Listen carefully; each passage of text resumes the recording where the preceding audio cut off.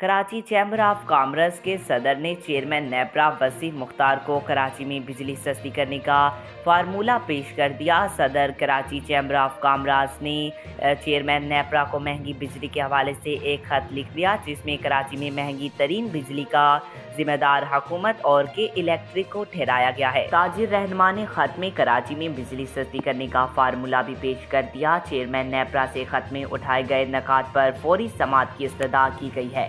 Karachi chamber of commerce के सदर ने खत में सार्फिन से PHL सरचार्ज की मद में 3.23 रुपये फी यूनिट वसूल को नाइंसाफ़ी करार दिया।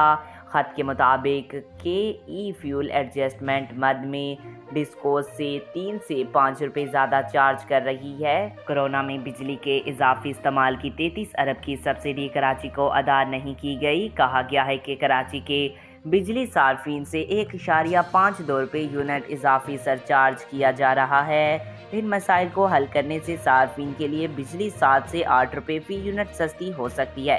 खत में नेपरा से दरख्वास्त की गई है कि कराची के स्टेक होल्डर्स को फौरी समाअत के लिए बुलाया जाए। आज तक के लिए इतना ही। मज़ीद ऐसी मालूमाती वीडियो देखने के लिए चैनल को सब्सक्राइब करें।